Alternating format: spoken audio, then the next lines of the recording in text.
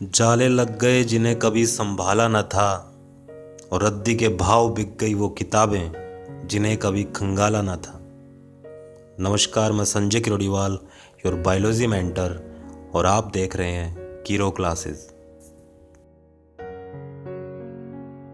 आज मंडे है, +1 बायोलॉजी का दिन है आज, और इसमें एग्रीकल्चर के बच्चे भी जुड़ सकते हैं क्योंकि सिलेबस दोनों का सेम रहेगा। इस बार अपनों ने प्लांट किंगडम स्टार्ट कर दिया था। लास्ट वीडियो में अपनों ने प्लांट किंगडम की 5 क्लासेस के बारे में, 5 वर्गों के बारे में एक हल्का इंट्रोडक्शन ले लिया था। आज अपने स्टार्ट करने वाले हैं एल्गी या शैवाल, जिनको थैलोफाइटा भी बोला गया है या थैलोफाइटा वर्ग में भी रखा जाता है। थैलोफाइटा जो वर्ग है या थैलोफाइटा जो क्लास बना रखी है, उसमें वो सभी एनिमल्स या सभी प्लांट्स रखे गए हैं जिनमें थैलस बॉडी मिलती है। थैलस बॉडी अपने पहले ही बता चुके हैं, एल्गी के अंदर भी थैलस बॉडी मिलती है। पादप शरीर है वो थैलस प्रकार का होता है। इसका मतलब ये है कि plant body which is not differentiated into root, stem और लीव्स। और अगर वो एनिमल का है तो वहाँ पर ऑर्गन नहीं मिलेंगे, तो वो थैलस बॉडी है। अब बात करते हैं एल्गी के सामान्य नाम की। शैवाल को और कौन कौन से नाम से जाना जाता है, उसमें सबसे पहले आता है काई, जो अपने बोलते ही हैं। उसके बाद कांजी भी बोला गया है, पॉन्ड स्कम्स बोला गया है। स्कम्स का मतलब होता है मैल। तो ये जो पॉन्ड या सरोवर होते हैं या तालाब या ठहरा हुआ पानी होता है, उसके ऊपर पतली परत के रूप में दिखाई देते हैं। और वाटर मॉसेस भी बोला गया। मॉसेस वैसे किसका कॉमन नेम है? ब्रायोफाइटा का।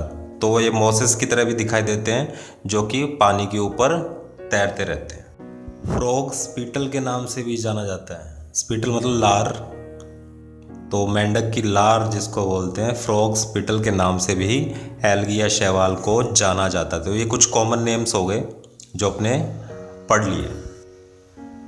ये जो शब्द है एल्गी या शैवाल, ये सबसे पहले लीनियस ने दिया था 1753 में। 1753 में एल्गी शब्द दिया गया लीनियस के द्वारा।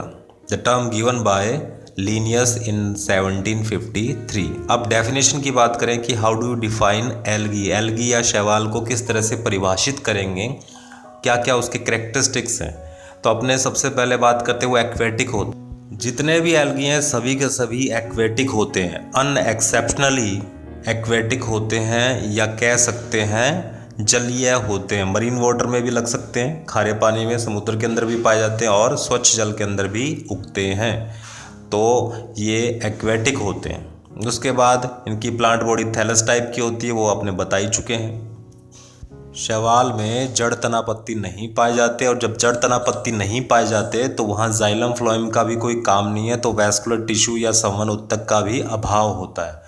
और ये प्लांट जो है वो यूनिसेलर से लेकर मल्टी सेलर हो सकते हैं। यानी इनकी जो थैलस है, इनका प्लांट बॉडी का जो थैलस टाइप की प्लांट बॉडी है, वो यूनिसेलर से लेकर मल्टी सेलर हो सकते हैं। सीवीड्स भी बोला जाता है। सीवीड्स तब बोलते हैं जब ये समुद्र में उगते हैं। मैंने कहा मरीन वाटर के अंदर भी पाए जा सकते हैं, तो वहाँ पर जब ये उगेंगे तब उनको सीवीड्स के नाम से जाना जाता है।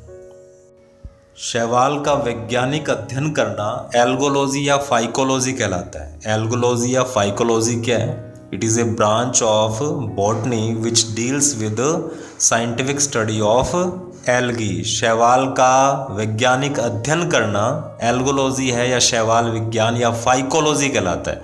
फादर ऑफ फाइकोलॉजी की बात करें, या जो शैवाल विज्ञान के पिता हैं, जिन्होंने सबसे पहले इसका अध्ययन किया, उनका नाम है F.F. फ्रिश। F.F. फ्रिश बोला गया है। यह है फादर ऑफ फाइकोलॉजी या एल्गोलॉजी ओवर द वर्ल्ड। जब अपने पूरी दुनिया की बात करते तो वहाँ नाम आएगा F.F. फ्रिश। अगर अपने इंडियन फाइकोलॉजी की बात करें, भारत के अंदर किसने अध्ययन किया, तब उनका नाम अपने बोलेंगे M.O.P. अयंगर।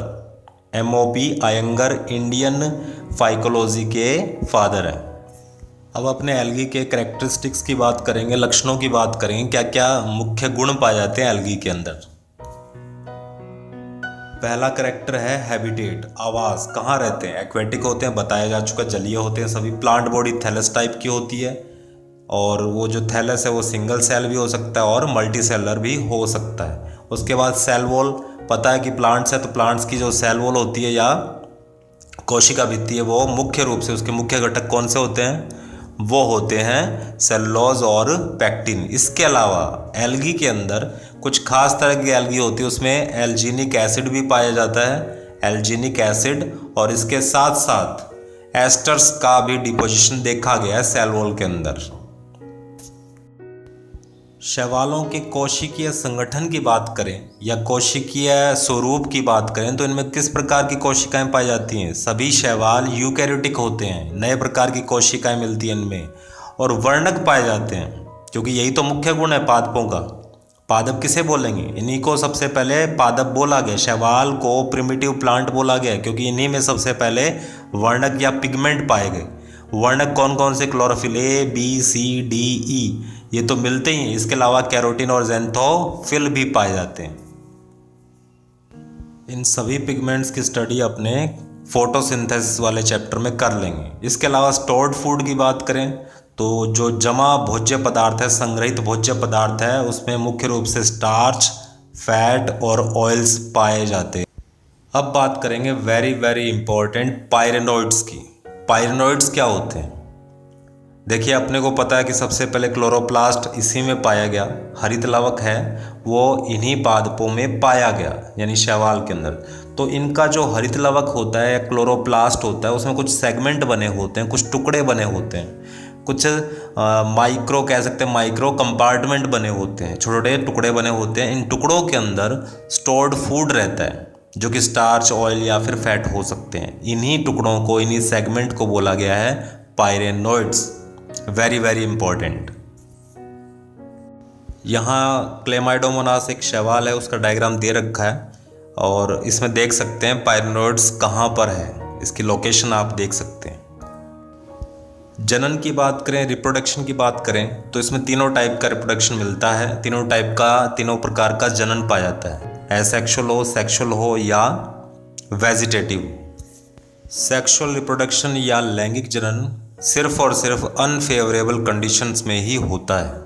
जब एडवर्स कंडीशंस होती हैं, जो आसपास की जो परिस्थितियां हैं वो फेवर में ना हो, प्रतिकूल परिस्थितियों में जब मौसम, खाना, पानी इसको सही ढंग से ना मिल पा रहा हो, अनफेवरेबल कंडीशंस हो, टेम्परेचर अनफेवरेबल हो, मॉइस्चर है वो अनफेवरेबल हो, तब एसेक्सुअल रिप्रोडक्शन नहीं होता, उसकी जगह सेक्सुअल रिप्रोडक्शन या लैंगिक जनन पाया जाता है। और सेक्सुअल जो रिप्रोडक्शन है वो 3 टाइप का होता है, आइसोगैमी, एनआइसोगैमी और तीसरा ooगैमी।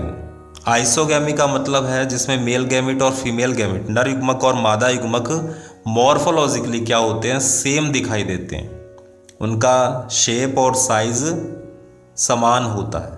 दूसरा एनआइसोगैमी, इसका मतलब क्या, नर युग्मक मादा युग्मक दोनों असमान होते हैं मॉर्फोलॉजिकली। बाहर से देखने पर जो मेल गैमिट और फीमेल गैमिट है उनकी शेप और साइज में फ़र्क देखने को मिलता है, या तो मेल गैमिट बड़ा हो सकता है या फीमेल गैमिट बड़ा हो सकता है। तीसरा आता है ooगैमी। ooगैमी का मतलब है ये एक टाइप है किसका, एनआइसोगैमी का, जिसके अंदर फीमेल गैमिट बड़ा होता है मेल गैमिट से। तो ये 3 टाइप का अपनों ने सेक्सुअल रिप्रोडक्शन देख लिया एल्गी के अंदर, जो कि होता है अनफेवरेबल कंडीशंस में। इस लेक्चर वीडियो में यहीं पर रुकते हैं। अगले लेक्चर वीडियो में अपने शैवाल को कंटिन्यू रखेंगे और उसका एक लास्ट टॉपिक रह गया है, क्लासिफिकेशन ऑफ एल्गी, शैवाल के प्रकार।